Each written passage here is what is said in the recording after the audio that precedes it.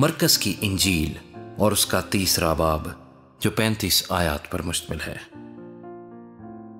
और वो इबादत खाने में फिर दाखिल हुआ और वहां एक आदमी था जिसका हाथ सूखा हुआ था, और वो उसकी ताक में रहे कि अगर वो उसे सबत के दिन अच्छा करे तो उस पर इल्जाम लगाएं। उसने उस आदमी से जिसका हाथ सूखा हुआ था कहा, बीच में खड़ा हो, और उनसे कहा, सबत के दिन नेकी करना रवा है या बदी करना, जान बचाना या कत्ल करना। वो चुप रह गए। उसने उनकी सख्त दिली के सबब से गमगीन होकर और चारों तरफ उन पर गुस्से से नजर करके उस आदमी से कहा, अपना हाथ बढ़ा।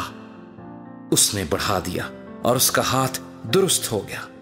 फिर फरीसी फिलफौर बाहर जाकर हेरोदियों के साथ उसके बरखिलाफ मशवरा करने लगे कि उसे किस तरह हलाक करें।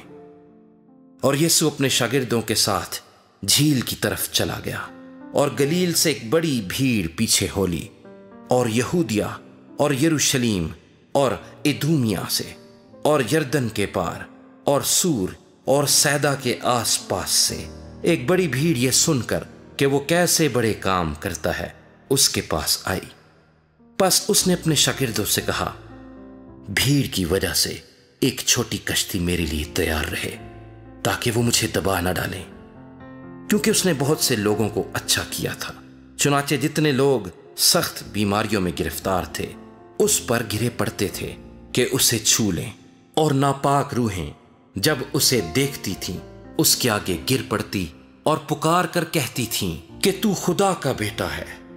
और वो उनको बड़ी ताकीद करता था कि मुझे जाहिर ना करना।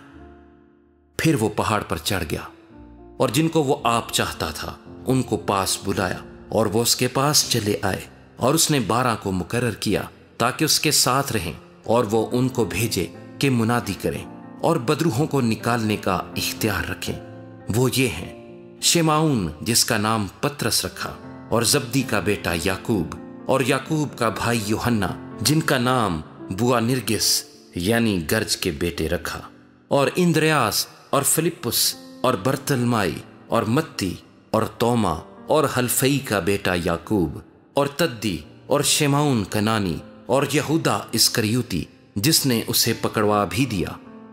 वो घर में आया, और इतने लोग फिर जमा हो गए कि वो खाना भी ना खा सके। जब उसके अजीजों ने यह सुना तो उसे पकड़ने को निकले, क्योंकि कहते थे कि वो बेखुद है। और फकीह जो यरूशलेम से आए थे ये कहते थे कि उसके साथ बलजबूल है, और ये भी कि वो बदरूहों के सरदार की मदद से बदरूहों को निकालता है। वो उनको पास बुलाकर उनसे तमसीलों में कहने लगा कि शैतान को शैतान किस तरह निकाल सकता है, और अगर किसी सल्तनत में फूट पड़ जाए तो वो सल्तनत कायम नहीं रह सकती, और अगर किसी घर में फूट पड़ जाए तो वो घर कायम ना रह सकेगा।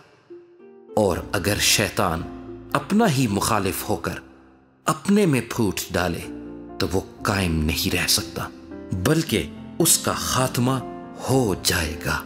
लेकिन कोई आदमी किसी जोर आवर के घर में घुसकर उसके असबाब को लूट नहीं सकता जब तक वो पहले उस जोरावर को ना बांध ले, तब उसका घर लूट लेगा। मैं तुमसे सच कहता हूं कि बनी आदम के सब गुनाह और जितना कुफर वो बकते हैं मुआफ किया जाएगा, लेकिन जो कोई रूहुल कुद्स के हक में कुफर बके वो अब तक मुआफी ना पाएगा, बल्कि अबदी गुनाह का कसूरवार है, क्योंकि वो कहते थे कि उसमें नापाक रूह है। फिर उसकी मां और उसके भाई आए और बाहर खड़े होकर उसे बुलवा भेजा, और भीड़ उसके आसपास बैठी थी, और उन्होंने उससे कहा, देख तेरी मां और तेरे भाई बाहर तुझे पूछते हैं। उसने उनको ये जवाब दिया, मेरी मां और मेरे भाई कौन हैं? और उन पर जो उसके गिर्द बैठे थे नजर करके कहा, देखो मेरी मां और मेरे भाई ये हैं, क्योंकि जो कोई खुदा की मर्जी पर चले वही मेरा भाई और मेरी बहन और मां है।